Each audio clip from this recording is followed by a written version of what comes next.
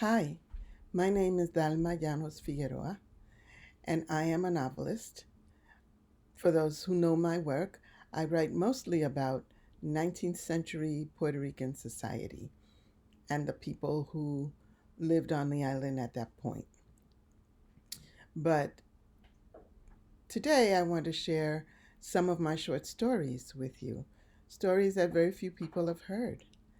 Most of these stories, in fact, all of them, of these short stories in this collection, are from are set in New York City. Now, when the collection is published, I had an idea that it would have a title like Here and There, because half of the stories take place in New York City and half of the stories take place in Puerto Rico. Kind of like my life. Okay. So today I'd like to read a story called Hair Inspection. And hair inspection is based on an event. It's based on an event that happened to me. It is not biography. It is not exactly what happened, but it's very close to what happened. And I hope you enjoy it. Hair inspection. Miss Bacon, our gym teacher, made the announcement at the end of class that we would not have to change into our green gym suits the following day. We let out a collective yay and were excited about the news until she finished her little speech. The following morning, she would check our scalp for lice. We were to wash our hair and have it squeaky clean for inspection. The black girls went quiet as the news sunk in. We marched silently out of the gym, but all hell broke loose when we hit that locker room. Ain't that some shit? Is she crazy? On a Wednesday night? Lice. What's she trying to say? Ain't nobody here got no cooties. Miss Bacon had short, shiny black hair that swung around her head every time she moved. She was of the I wash my hair every morning school of beauty. In fact, she often walked into first period class with still wet hair plastered over her forehead.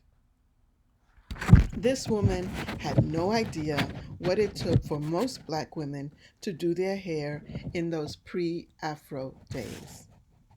My hair was pressed with a hot comb because my mother didn't want me putting all those strong chemicals in it to relax the natural curl. So just wash your hair tonight translated into hours of work. Washing, air drying, because we had no money for a hair dryer back then, pressing and curling. Not the kind of thing you ask your mother to do on a weekday after a long day's work. So I knew what my mother's answer was going to be. I was doing my homework that evening when Mom came home from work. In one motion, she dropped her bags on the kitchen table and looked in the pot to see what I had made for dinner. Bendición, Mami. God bless you, mija. Smells good. I'm starving, too. She kissed my forehead and headed for her favorite chair. She let her weight down slowly and began removing her white shoes and stockings. I brought in her soft slippers and sat down by her. She massaged her wrinkled toes to get the cold out and the comfort in. I could see the weariness in her face as she arched her back and settled into the cushions. I've been waiting for this all day, she let out a sigh of relief. How was school, mamita? Even in her weariness, I could hear the honey sweet when she called me that. She reached down again to massage her swollen feet and was still rubbing her instep as she picked up El Diario when I broke the news. Mom, can you do my hair tonight? ¿Cómo que do your tonight? What's gotten into you? I just got home from work. It's Wednesday. You know better than I know. But Miss Bacon is doing hair inspection tomorrow, and she says we have to wash our hair tonight. She looked at me like I had grown another head. I braced myself. I don't care what she's got to do.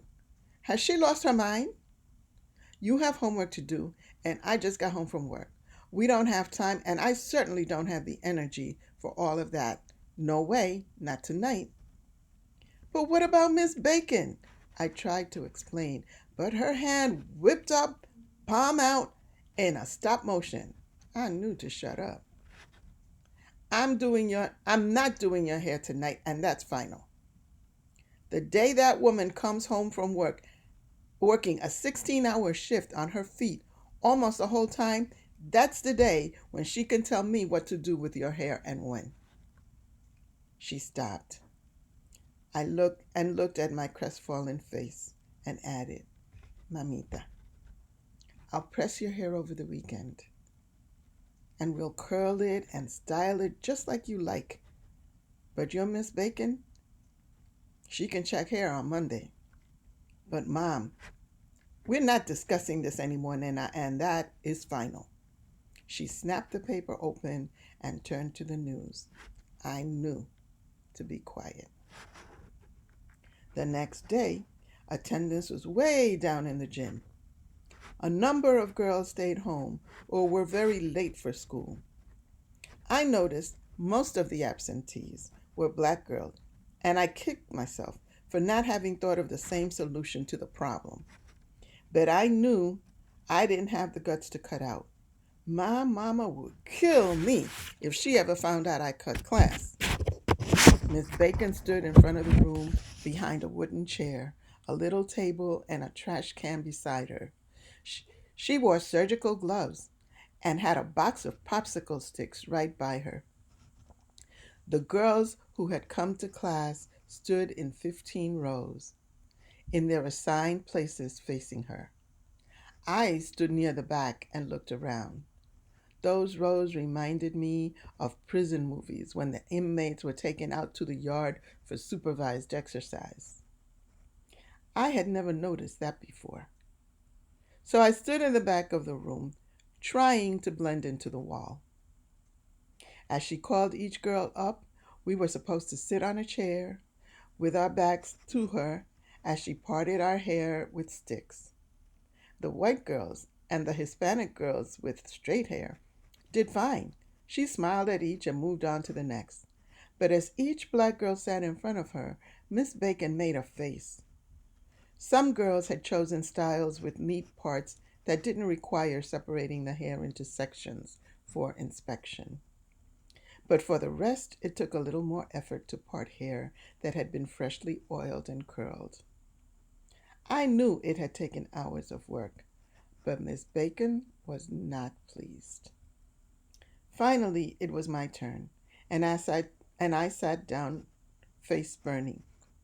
I could feel the stick on my scalp. I knew she would find 2 weeks' worth of normal scalp secretions, dandruff, oil, and perspiration. I imagined the look on her face and couldn't wait to get it over with. The sooner I got up from that chair, the better. I felt the first tug all the way down the back of my head to my neck. What's wrong with you people? The words bounced off the tiled walls and seemed to reverberate all around me. She punctuated each word with another tug at my hair. Didn't I tell you yesterday to wash your nappy head? She was talking directly to me. Her words felt like acid over my head and shoulders and sank into my heart. Yes, but I... My words came out small and finally just disappeared into the charged air. I could feel all the girls' eyes on me. The black girls had a look of recognition when they saw the shame on my face. It wasn't my hair, but the public humiliation that shamed me. I tried to control the tears of anger that had pushed up against my eyes and were threatening to gush out. I closed my eyes, but the tears of frustration burned my lids.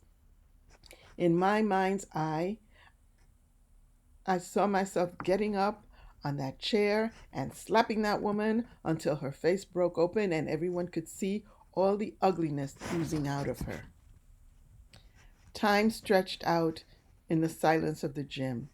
The black girls fumed but held their tongues. In the back, a group of white girls laughed out loud, pointing at me as they whispered. The, back, the black girls in the front turned to stare them down. I closed my eyes on all of them, knowing that the girls in the back would be taken care of at 3 o'clock. Miss Bacon's barrage continued. I tried again, but my mother works. And aren't you old enough to wash your own hair? Can't you manage even that? Yes, but the words choked me. Just get away from me, she said, and pushed my head away from her. She flung the stick in the basket, making a great show of disgust as she snapped off her gloves. I don't care what happens to you. She looked around at the rest of the black girls online. Any of you. Class dismissed. I sat in a chair, on fire, eyes, throat, eyes burning. I sat with my dignity in pieces on the floor around me. Girls walked all about me, picking up their books and their clothing. Then they were all gone, and I was the last person left in the world. I just couldn't move. My mouth was straw dry, and time had vanished. I must have been sitting there a long time, because the light in the windows had changed when I finally felt 2 arms and then 4 wrapped around my shoulders. I looked into the familiar faces of my friends, Marjorie and Dawn. I didn't know when they had come into the gym. I never knew how they had heard about the incident, but they kneeled on either side of me and held me tight. I let out my misery in a river of tears that they absorbed into their sweaters as they rocked me. Neither of them said a single word the whole time. They didn't need to.